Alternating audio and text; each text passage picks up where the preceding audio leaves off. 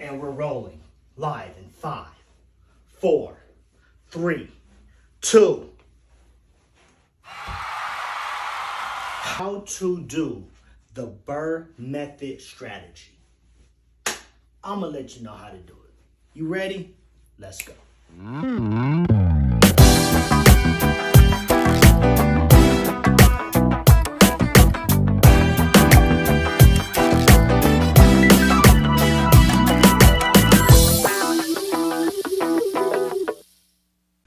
What is the BRRRR method strategy? It's buy, rehab, or repair, rent, refinance, repeat. That's what it is. It's simple as that. And you're going to keep doing it over and over again. And over and over again. And over and over again. And over and over again. It creates a good passive income for you, and also it builds up your real estate portfolio. Boom. I'm telling you one more time. Buy, rehab, or repair, you rent it out, refinance it, and you repeat. Simple as that. But there's a little more details, and I'm gonna let you know. Now, when you are looking for the property, when you're ready to buy the property, it relies on finding a property that's in distress.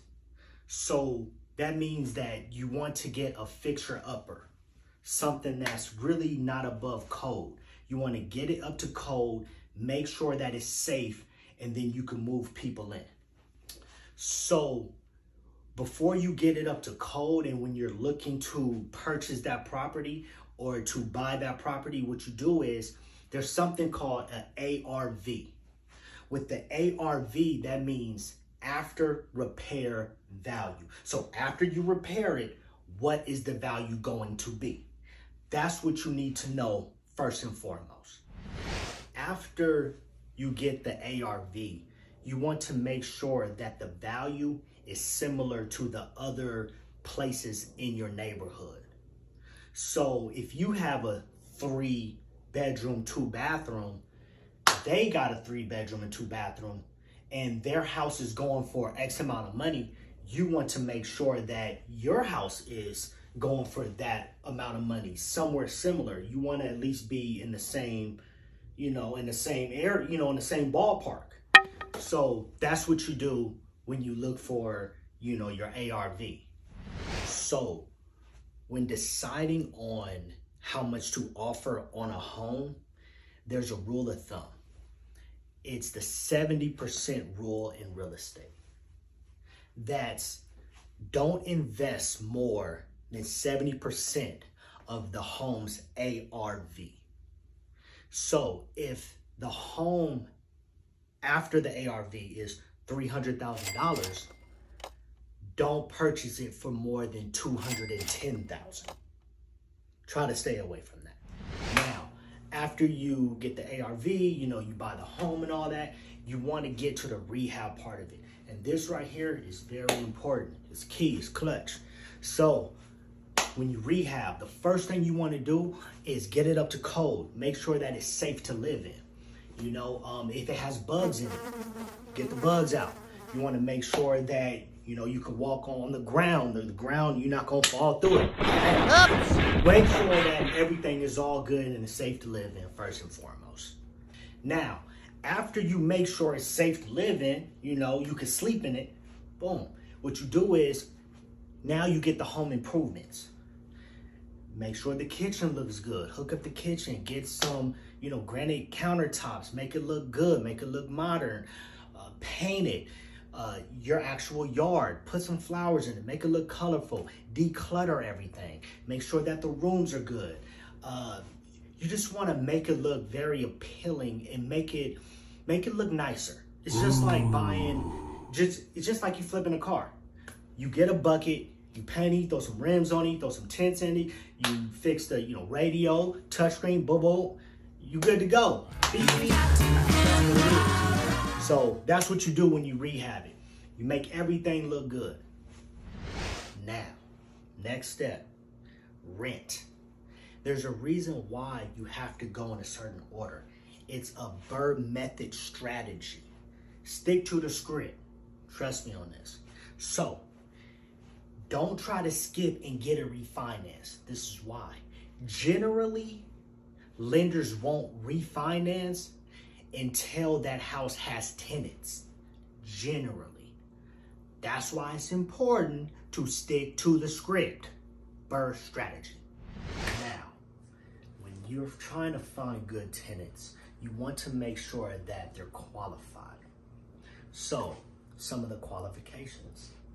Number 1, a good record of on-time payments. Number 2, a stable job and steady income. Number 3, a good credit report. Number 4, no background of criminal history.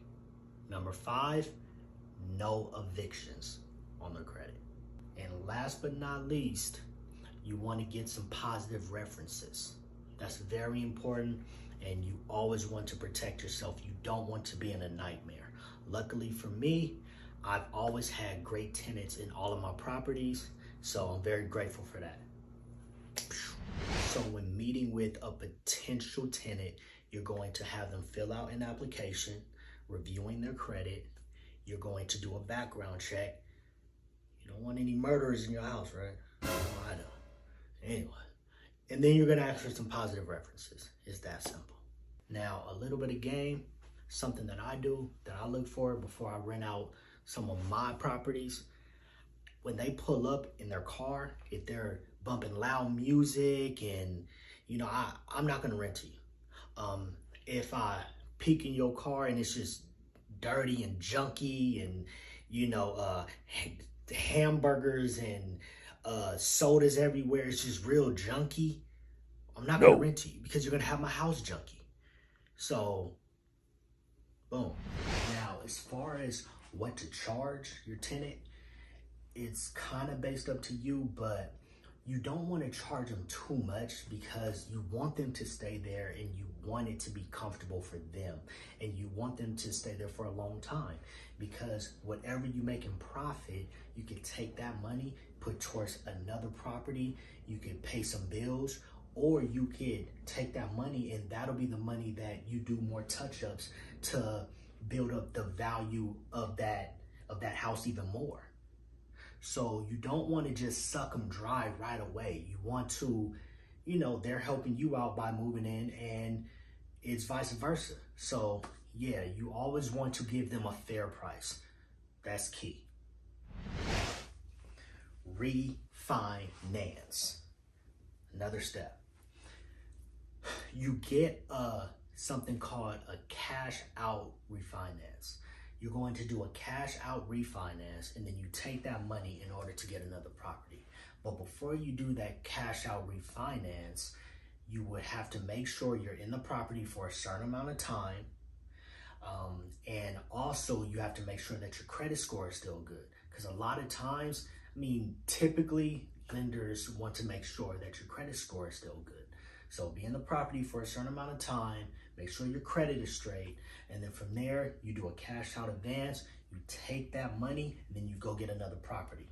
So you got the property, you know, you built it up, you got a whole bunch of value from it, you know, and then when you refinance it, boom, you take that money, you go get another property. But you're also gonna have to get an appraiser to come out and look at the property and appraise it for you. So there's a couple of different costs that you would have to pay, you know, like taxes and fees and get the appraiser and all this, but boom, that's what it is.